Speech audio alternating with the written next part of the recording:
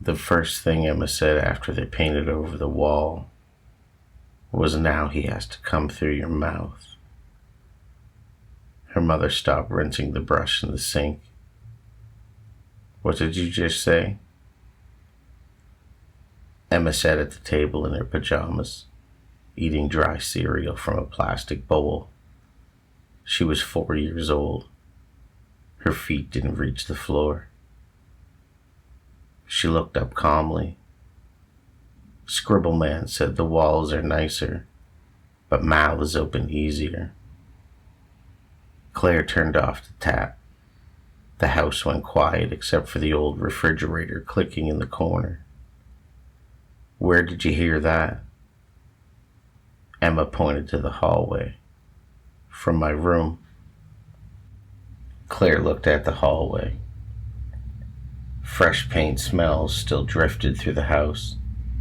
2 coats of eggshell white over the north wall of Emma's bedroom, over the crayon, over the black marker, over the thing with the hollow eyes and the crooked smile and his hand raised like it'd been waiting for them. Claire had thought Emma drew it. Of course she had. Kids draw on walls. Kids lie. Kids make weird little people with big heads and wrong arms and call them names. But Emma had cried when Claire brought out the roller. Not normal crying, not tantrum crying, but grief. Like Claire was burying someone. "No, Mummy," Emma whispered. "He doesn't like being closed." Claire had painted over it anyway. Now her daughter sat at the table, chewing cereal, repeating words she should know. "Mouths open easier," Emma said again, like she was reminding her. That was the first time Claire understood the drawing had not been a drawing. Not really. The second time was at daycare. By Wednesday, 5 children in Emma's class had drawn the same figure. Miss Karen lined the papers up on a little craft table after pickup. Her smile stiff and practiced. "I don't want to alarm anyone," she said. That's how people started sentences when you absolutely wanted to alarm someone. Claire looked at the papers. 5 different children. 5 different sets of clumsy hands. The exact same black scribbled body. Same hollowed eyes. Same long waving arm. Same crooked smile. Same heart-shape scratched into the chest. One child had drawn him in crayon, another in pencil. One had used finger paint and dragged the head into a smeared black nest. But it was him. It was the exact thing Claire had painted over in Emma's bedroom. "What is this?" Claire asked. Miss Karen swallowed. "They're calling him Scribble Man." Behind them, Emma stood by the cubbies with 2 other little girls. They were whispering. Claire heard one say, "My dad yelled at him." The other girl answered, "That's bad." Miss Karen lowered her voice. Emma told Jacob that Scribble Man was going to punish his father. Claire turned. "What?" Miss Karen looked toward the children, then back at Claire. She said, "He will punish you beyond your body." Claire felt the words move across her skin. "She said that?" "She said Scribble Man said that." Emma looked over from the cubbies and smiled. A small, guilty smile. Not because she was scared, because she had shared a secret. That night, Claire called the other parents. At first it was embarrassing, awkward. Hi, sorry. Weird question. Has your kid been drawing creepy little waving arm man? But the awkwardness disappeared fast. Lena from daycare said her son Jacob had woken up at 3:07 in the morning, standing in the hallway, facing the wall beside the linen closet. No crayon in his hand, no marker. He's just standing there. When Lena asked what he was doing, Jacob said waiting for him to finish. Finish what? Finish the door. Another parent, Miles, said his twins had drawn Scribble Man on the underside of their bunk bed. Not on paper, not on the wall, under the top of the bunk bed facing the child who slept below. When Miles scrubbed it away, he said both twins screamed until one of them threw up. They said I hurt his face, Miles said. Claire didn't even know what to say to that. Then he added later, my daughter told me he forgave me. Claire gripped her phone. That's good, right? Miles gave a small broken laugh. No, she said. He forgave you because time is longer where he keeps mistakes. Claire couldn't sleep that night. 3:07 a.m. Emma started laughing. Not loud, playful. A soft giggle from the bedroom down the hall. Claire sat upright in bed. Her husband Mark didn't wake at first. He's always impossible to wake up. The kind of man who would sleep through smoke alarms and thunderstorms and arguments happening inches from his face. Claire touched his shoulder. Mark. Another giggle. Then Emma's voice. No. She'll be mad. Claire slipped out of bed. The hallway was dark except for the glow from Emma's nightlight, a small plastic moon plugged in near the floor. Claire moved slowly. The closer she got, the colder the hall felt. Emma's door was open halfway. Inside, her daughter sat cross-legged on the bed, facing the painted wall. The wall was blank, at least at first. Then Claire saw the shape. Not black, not drawn. A faint pressure under the paint, like something was pushing from behind it. A head, a raised arm, and a smile. Emma turned and smiled. He says you missed a spot. Claire backed away so fast her shoulder hit the door frame. Mark repainted the room the next day. Not just the wall, the whole damn room. Primer first, then paint, then another coat. He was angry while he did it, which made Claire nervous. He rolled hard, pushing the paint to the drywall like he could crush whatever was underneath it. Emma watched from the hallway, silent. When Mark finished, he pointed the roller at her. No more drawing on walls, you understand me? Emma didn't answer. Emma. She looked at him with big wet eyes. I didn't draw him. Mark sighed. That's enough. Emma's voice dropped. He says fathers always think the walls belong to them. Mark froze. Claire saw it land. Not because the sentence was spooky, because Emma had never said anything like that in her life.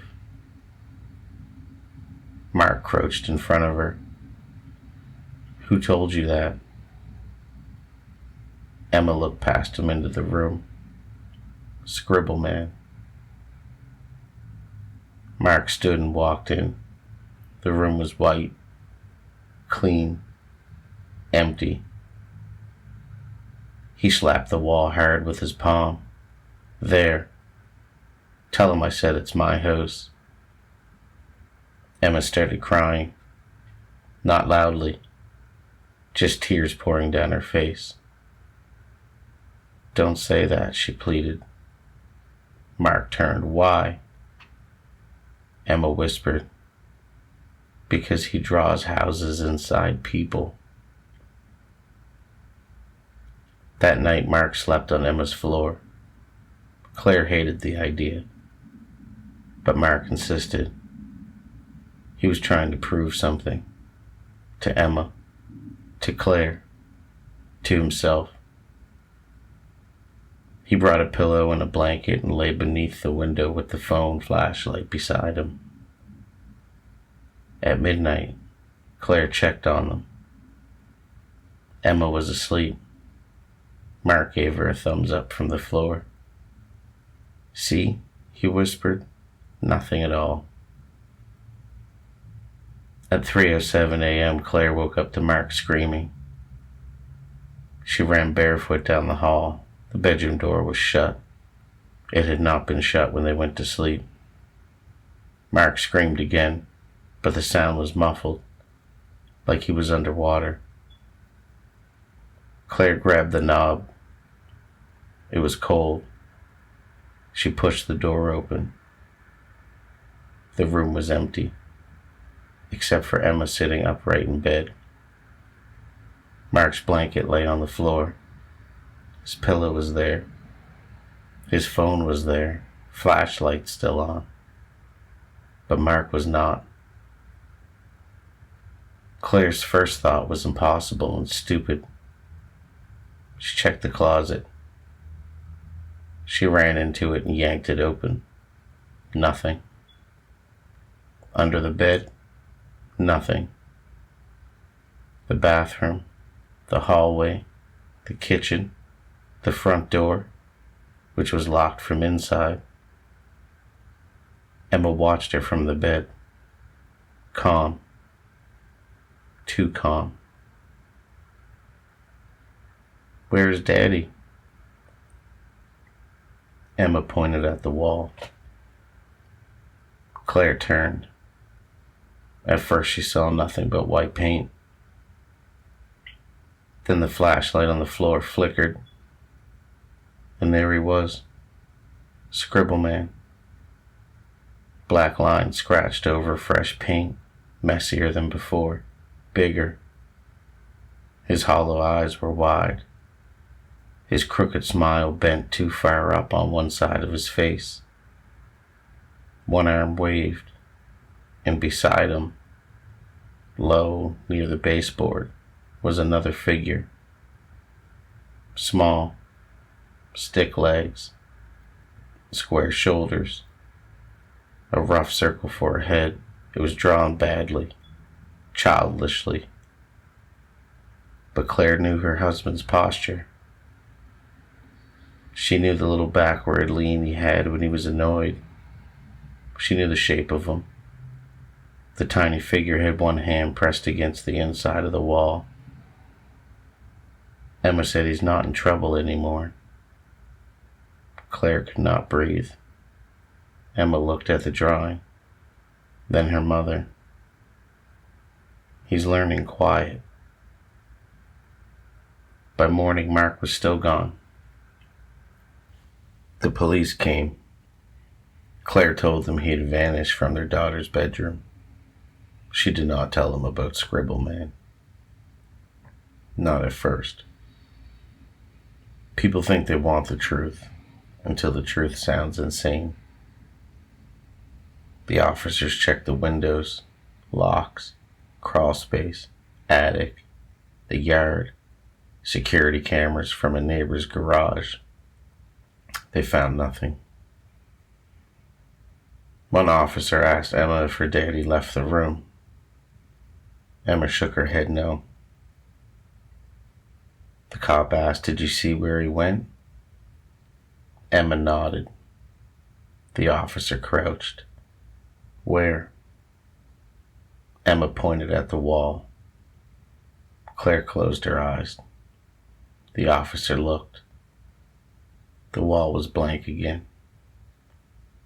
No Scribble Man. No tiny mark. No scratches. Just white paint.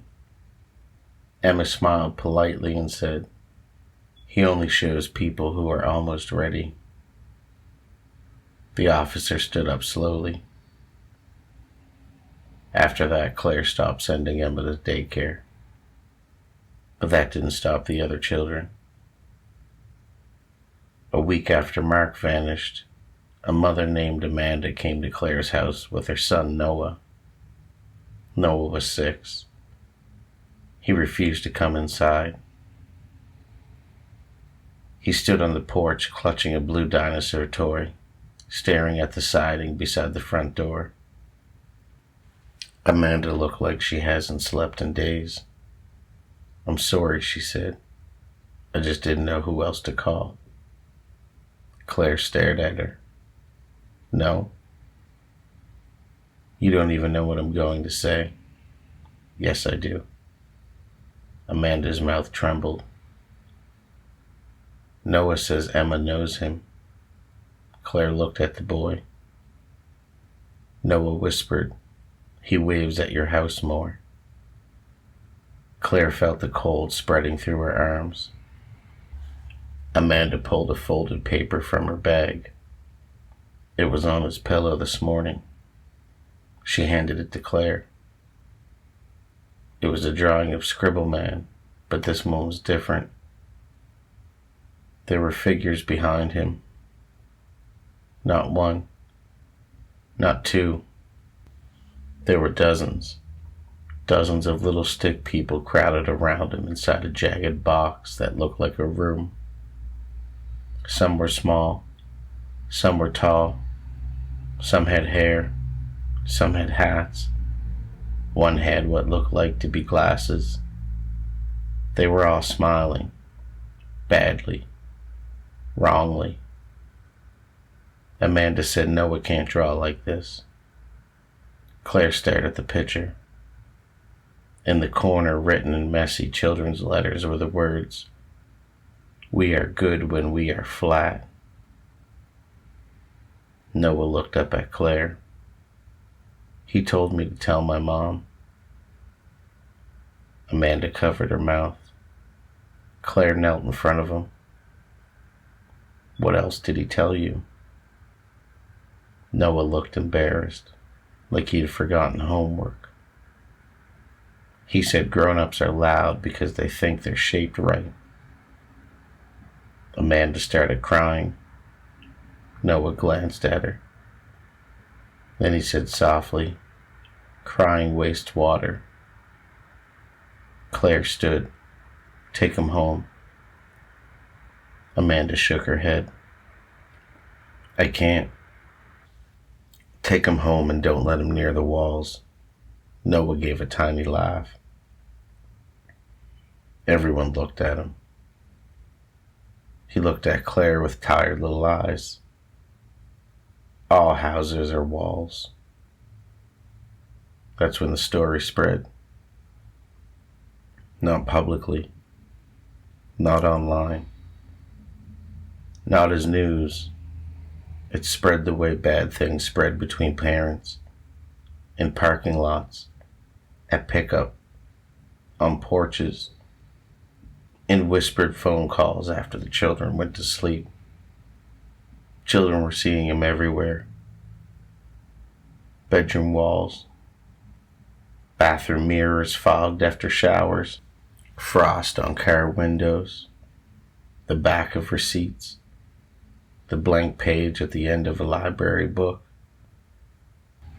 One girl saw him on the condensation on the inside of her lunch container. A boy saw him drawn in the dust on top of a ceiling fan nobody had cleaned in months.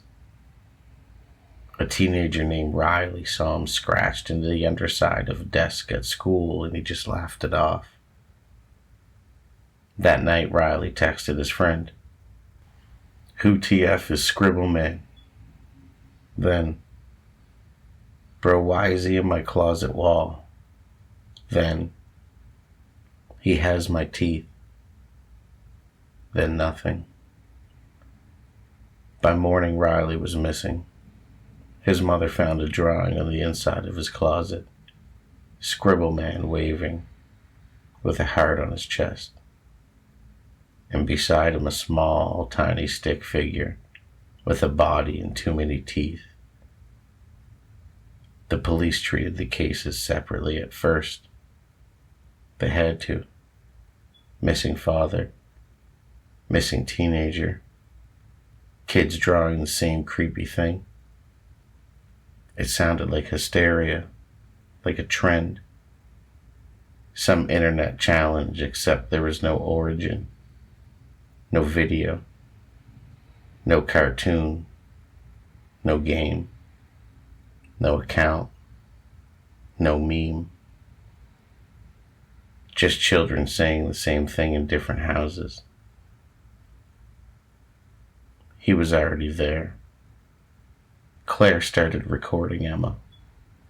She hated herself for it, but she needed the proof. She set the phone on the dresser one night and asked gentle questions while Emma colored on the floor. Does Scribble Man talk to you? Emma kept coloring. No. But you tell me things he says. He doesn't talk with his mouth. How does he talk? Emma shrugged, like remembering something that didn't happen yet. Claire swallowed. What does he want? Emma smiled at the paper. Friends. What kind of friends? The kind that stopped moving. Claire almost ended the recording there. Instead, she forced herself to keep going. Does he want you? Emma looked confused. He already has me when I sleep. Claire's voice broke. What does that mean? Emma looked toward the wall, then back at her mother. He says kids are softer to fold. Claire dropped the phone. The recording caught the sound of it hitting the floor. Then Emma's voice, her little voice so close to the microphone. Mommy, don't be scared. He says he'll draw you with your mouth open so you can keep saying sorry. Claire took every picture frame off the wall after that. Every mirror, every poster, every calendar. She covered the bedroom walls with sheets, then plastic, then furniture. She moved Emma's bed to the center of the room. She slept beside her with the lights on for 2 nights. Nothing happened. No drawings, no whispers, no laughter. Then on the 3rd night, Claire woke up to Emma standing over her. Emma held a black marker. Claire sat up.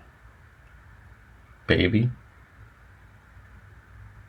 Emma's eyes were open, but not focused. She whispered, He says you're making the house rude. Claire gently took the marker from her. Emma didn't resist. Claire saw her daughter's hands, black ink under every fingernail, not on the fingertips, under the nails, like she had been scratching through something. Claire carried to the bathroom to wash her hands. The ink did not come off. Emma watched in the mirror. Then she had a big smile on her face. Claire looked up. For 1 second, in the mirror behind them, the bathroom wall was covered edge to edge. Scribble Man. Hundreds of them. Tiny, huge, half-formed, waving, always waving. The mirror cracked down the center. Emma said, "Now he knows you saw all of him." The next day, Claire went to the school. She didn't know what else to do. Even though Emma wasn't attending, the other children were. And maybe some part of Claire still believed the adults would become useful if enough of them were terrified in the same room. Principal Denise Harris agreed to meet with several parents. They gathered in the library. Claire, Amanda, Miles, Lena, 2 other mothers, 1 grandfather who had custody of his twin grandsons. Everyone looked ashamed to be there, like madness was contagious and they were embarrassed to have symptoms. Denise Harris listened calmly while they explained. Then she said children pick things up from each other. Amanda slammed her palm on the table. "My son told me punishment continues after the screaming part." The room went silent. Denise blinked. "What?" Amanda's face twisted. "He is 6 years old." The grandfather spoke next. "My grandson told me Scribble Man said that bones were just chalk that forgot the wall." Nobody moved.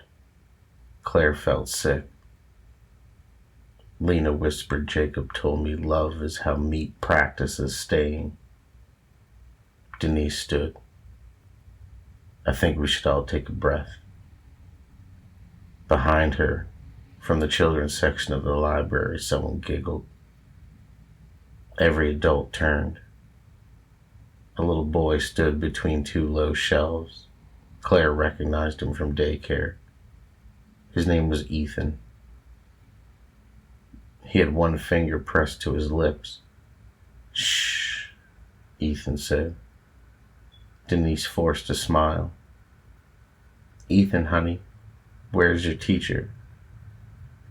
Ethan looked at Claire. Not Denise. Claire. He said Emma's mom is the loudest. Claire's chair scraped back. Ethan smiled. He says loud people leave better marks. Then the lights flickered, just once. When they came back, every book on the children's shelves had been turned around. Pages facing outward, not covers. Pages.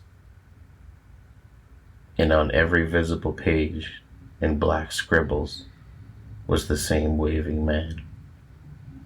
Denise screamed. The grandfather grabbed Ethan and pulled him away from the shelves. Ethan didn't fight. He just looked sad. You shouldn't touch kids that are listening. The grandfather let go. It was too late. That evening his hand began to itch. By midnight the palm had turned black with thin, twisting lines under the skin. By morning he was gone. His twin grandsons were found sitting at the kitchen table, eating toast. And on the wall behind them was Scribble Man, with a new figure beside him. The figure had 1 large scribbled hand.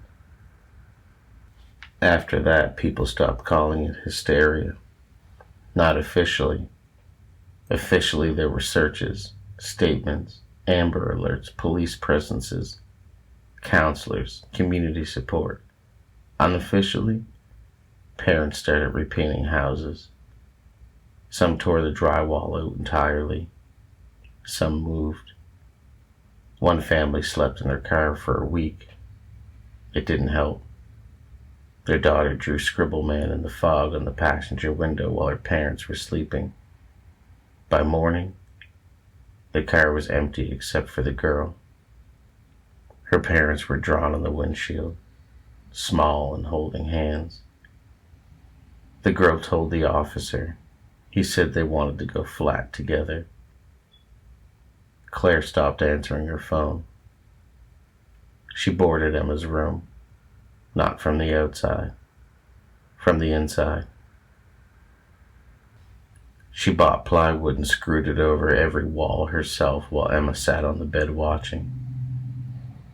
The drill shook in Claire's hands. Emma said he's not mad. Claire kept drilling. He's disappointed. Claire pressed the screw too hard and stripped it.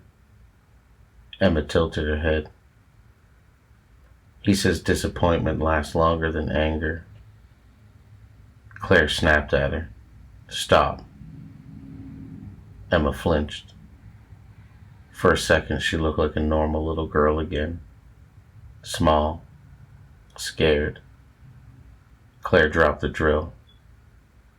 I'm sorry. Emma's eyes filled.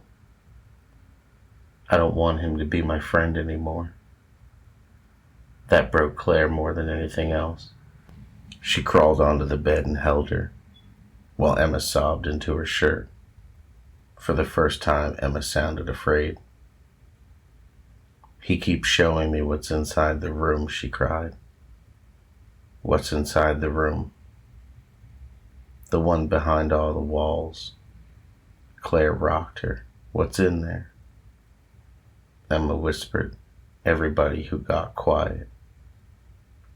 Claire held her tighter. Is Daddy there? Emma nodded. Claire closed her eyes. Is he alive? Emma was quiet for a long time. Then she said, he's still thinking. That night, Claire did not sleep. She sat on the floor with her back against Emma's bed, holding a hammer. The plywood walls made the place feel like a crate. Emma slept above her, restless. At 3:07 a.m., every screw in the room began turning backwards, one by one, slowly. Metal squealing. Claire jumped up. No. The first screw dropped to the floor, then another, then another. The plywood panel across the bed loosened. Claire grabbed it with both hands and held it in place. Leave her alone. The room went still. Then a little line appeared on the plywood, black, thin, drawn from the other side. It curved, it looped, it scratched. A head, a smile, a waving hand. Claire pressed her body against the panel. No. Behind her whispered Emma from the bed. Mommy. Claire didn't turn. What? Emma's voice trembled. He says you can come instead. The line stopped moving. Claire stared at the half-drawn face. It had no eyes yet. Just a smile. Emma began to cry. He says he likes parents better when they choose.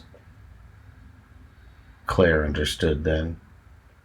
Not everything, but enough. Scribble Man liked children because they opened the door. But adults left better marks. Adults came with guilt, regret, grief, love, all the heavy things. Maybe that's what he fed on.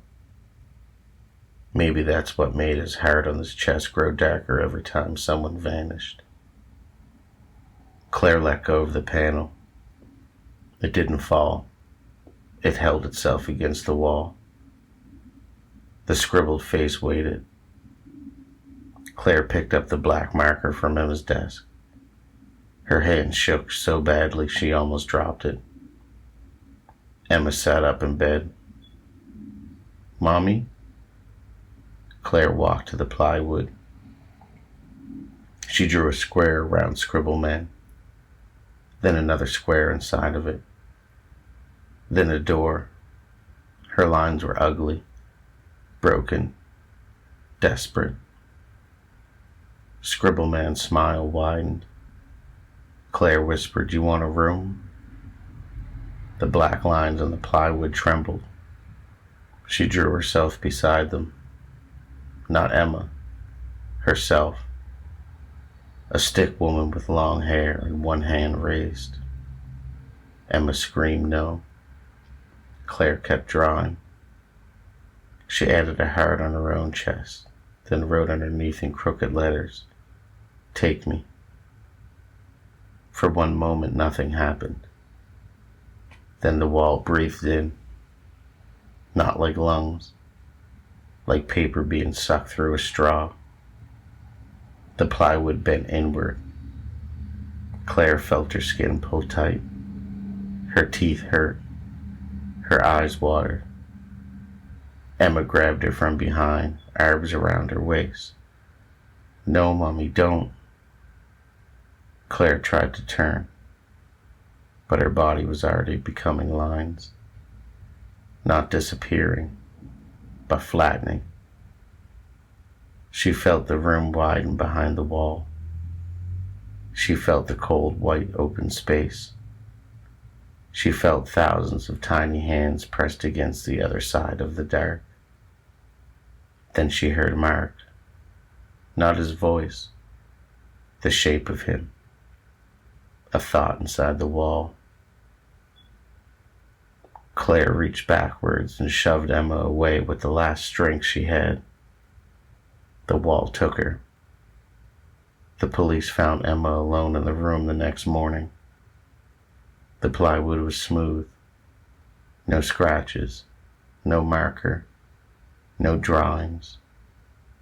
Just one small black heart near the floor. Emma was sitting in the middle of the bed holding an uncapped marker. When the officer asked where her mother was, Emma said she made him a room. The officer asked who. Emma looked at the wall. Scribble Man. For months afterwards, Emma lived with her Aunt Sarah. There were no drawings at first, no sightings, no strange phrases. The therapist said trauma does strange things to children. Sarah believed them because she needed to. She painted Emma's new bedroom yellow. She bought new sheets. She put stuffed animals all along the wall. She told Emma this house was safe. Emma smiled and said thank you.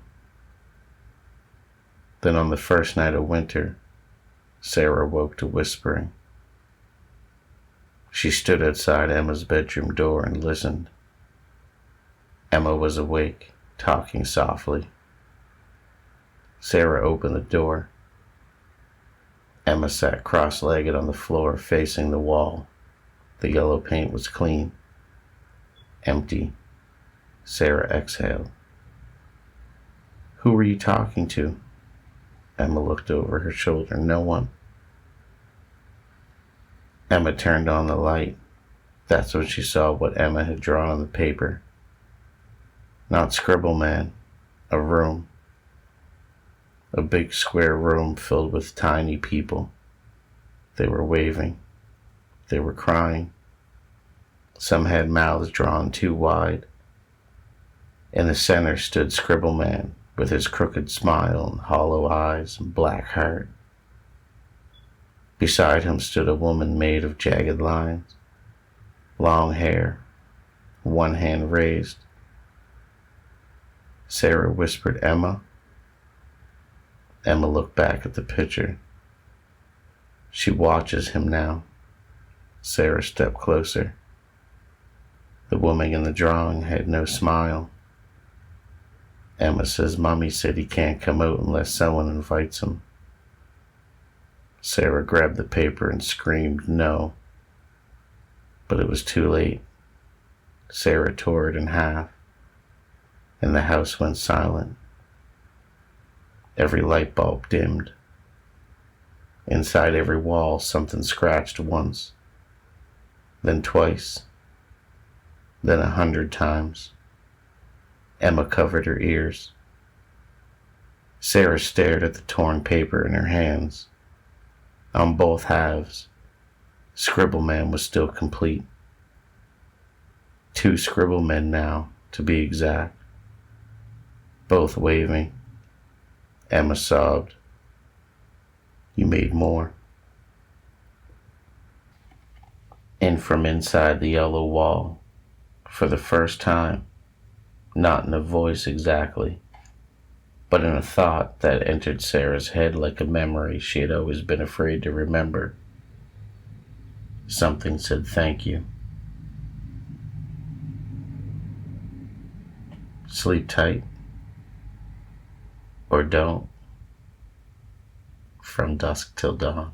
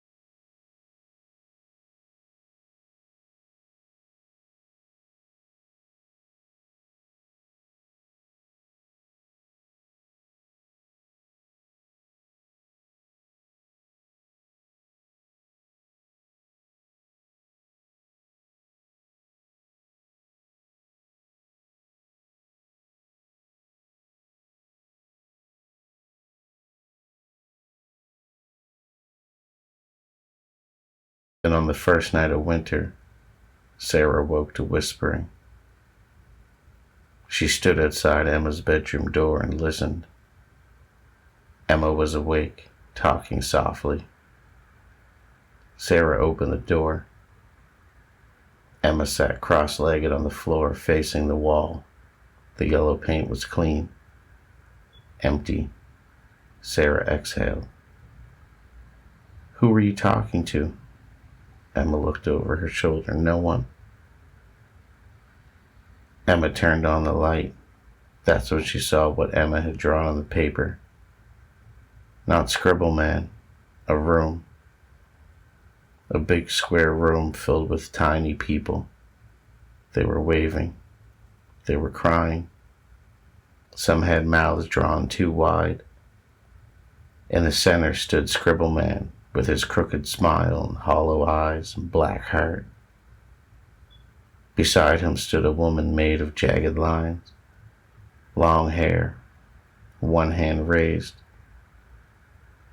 Sarah whispered, "Emma." Emma looked back at the picture. She watches him now. Sarah stepped closer. The woman in the drawing had no smile. Emma says, "Mommy said he can't come out unless someone invites him." Sarah grabbed the paper and screamed, "No." But it was too late. Sarah tore it in half, and the house went silent. Every light bulb dimmed. Inside every wall, something scratched once, then twice, then 100 times. Emma covered her ears. Sarah stared at the torn paper in her hands. On both halves, Scribble Man was still complete. 2 Scribble Men now, to be exact, both waving. Emma sobbed. "You made more." And from inside the yellow wall, for the first time, not in a voice exactly, but in a thought that entered Sarah's head like a memory she had always been afraid to remember, something said, "Thank you." Sleep tight. Or don't. From Dusk Till Dawn.